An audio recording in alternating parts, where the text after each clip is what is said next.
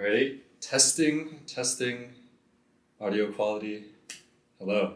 What is up, everyone? Welcome back to my YouTube channel. Today we have a very special guest with us today, Richard Liu. He's one of my best friends from high school, and we're going to talk a little bit about software engineering. So Richard, why don't you give yourself a little bit of introduction? Okay, hey everyone, I'm Richard. I study computer science at the University of Illinois at Urbana-Champaign. I hope that I can give a lot of insightful advice in this video. Yeah, so hopefully I can help you out, but just to let you guys know, I don't even listen to my own advice, so there's not really that much pressure. Yeah, so Richard just finished his internship at Roblox in California this summer, so congrats.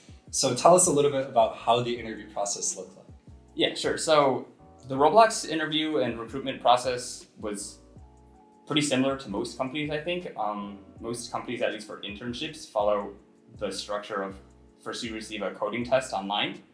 And then if you do well enough on that coding test, you get interviewed. That interview often includes a technical portion, which will be like another coding question where you talk through your thoughts, and then followed by a behavioral portion where they talk about your values, what you want from a company, what the company might want from you, and just like how you think, how you behave in a workplace. Okay, so yeah, moving on. What does a typical day in the life look like for you as a Roblox intern? For the days that I went into office, Tuesdays to Thursdays, my schedule was usually that I would wake up at 9, get ready, commute to work by like 9:30, 9:45, and then I'd eat a quick breakfast. My team in particular didn't have stand-up, but for most teams that did, it would be around 10, and then around 12, everybody goes to eat lunch. The stand-up would probably last from like 10 to 11. You clean up any meetings you have to before lunch, work on your own a little bit if you have time. After lunch at 12, maybe it's like 1, everybody gets back to work. There might be some afternoon meetings around 2. And then, yeah, everybody goes home around 5, I would say. So. Okay, so considering a lot of people really want to go into software engineering as it is a very lucrative field, what is something that many people don't know about the industry? This is like my first internship over the summer. This was my first internship in software, so I don't think I'm too familiar with the industry itself, but I've become pretty familiar with recruitment. Career fairs are really useful, but if you can also just apply directly online, which is what I did because I was kind of too lazy to go to the career fairs. But definitely you should go to career fairs. I should have followed my own advice, but I didn't. Those are really the two big ways in my opinion, like networking through career fairs, looking at companies that come to visit you directly, or just applying online like in bulk.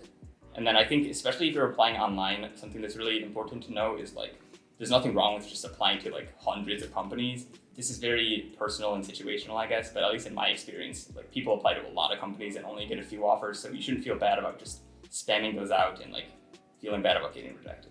Yeah, so realistically speaking, I had a little bit of the same, I guess, strategy going in. I would apply to a lot of different companies and get a couple of interviews and even less offers. So if you're comfortable saying, how many companies did you apply to?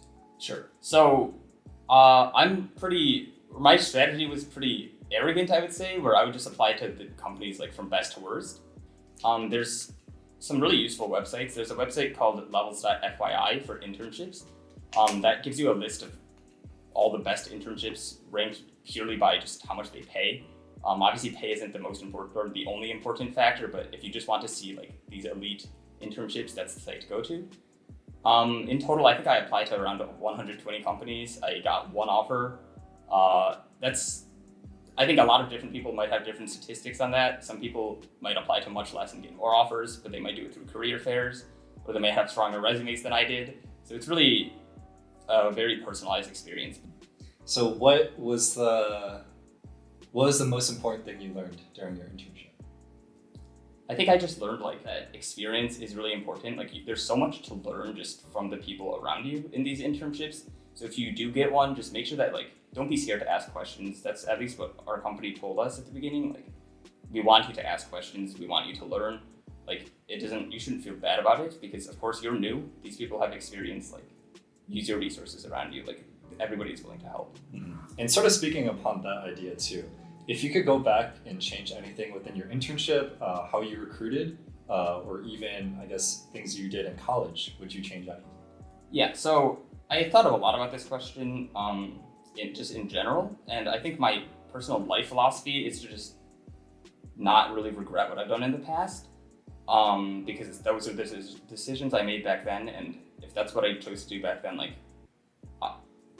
that was what I thought was best at the time. I think in reflection for my career, it would have been a lot better to kind of research the industry, research like how to apply what is strong in a resume, and just start looking into companies, looking into applications, building my resume, looking for opportunities a lot earlier.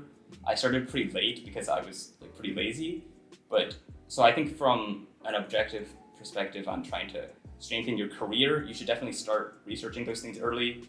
Again, I didn't. I don't regret that. To me, I value that time, that relaxation I could have over the summer especially, a lot more than my career. But yes, objectively for your career, it is very helpful to start looking at those things early. Yeah, that makes a lot of sense. I think a lot of people especially could relate to that. Also, what is the best and worst part about software engineering? I think the best part of software engineering is probably what everybody else expects. It's just the pay.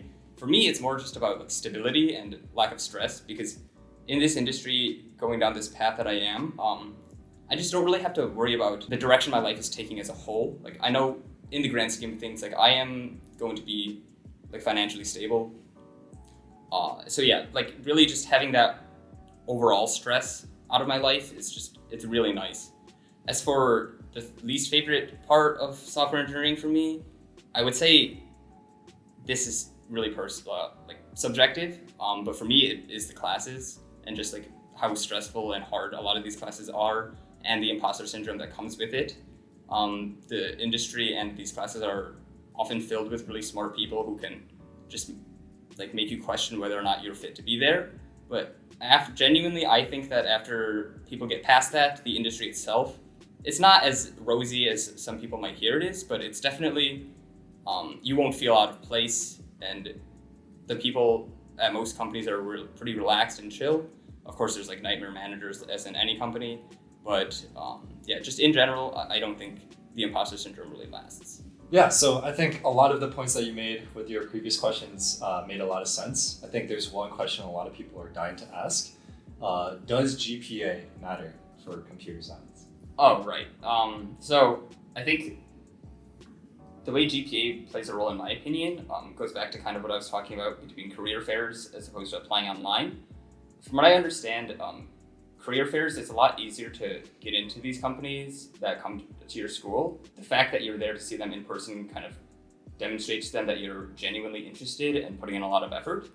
But if you're applying online, you're kind of just another name, another application through a form, the same as anybody else, and that kind of personal demonstration of interest kind of fades away that you might have from a career fair. So then like statistics, your resume, and GPA in particular becomes, in my opinion, more important. As for what isn't like acceptable or what is necessary, I don't really know, but from what I've heard around from other people in my classes, my friends at school, like anything above like 3.5 is really the same. Of course, you don't need above a 3.5. You don't need to be perfect. For some of the most elite companies, like quant trading companies, 3.8 to 4 might be more realistic. Yeah, for the most part, GPA is important, I think, if you're applying online. And when you are trying to assess your GPA, if you have anything above a 3.5, you're pretty golden. If you don't, like that's totally fine. Yeah, just work at it. Yeah, and I think the same concept applies for consulting. I think a lot of the top consulting firms usually look for 3.5 to 3.7 or higher, around that range. So yeah, I mean, stay in school, kids. But yeah, for the last question that I wanted to ask you, we talked a little bit about college and your internships, but where are you looking to take your career in the next, for example, 5 years? Yeah, sure. So as you guys heard, I did an internship at Roblox over the summer. So for me, I'm kind of just planning to stay on this route, like go into a high-tech company out of college. Personally, I would much rather just relax and go down the path I'm like already set towards. All right. Any last words of advice for the audience? I think just the most important thing for me, I think, is just emotionally knowing that like a lot of people are struggling and this field is not easy. A lot of people are really smart in it, but even those that are smart are struggling as well. So don't feel out of place and don't feel like you need to drop out or need to change anything just because you're struggling.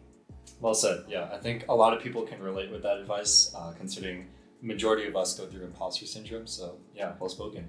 But yeah, anyways, thank you, Richard, so much for coming on to the show. It was a pleasure getting to know you and some of your experiences throughout Roblox. And yeah, it was great having you. Thank you so much for this opportunity. I definitely enjoyed speaking my thoughts. Great. Yeah.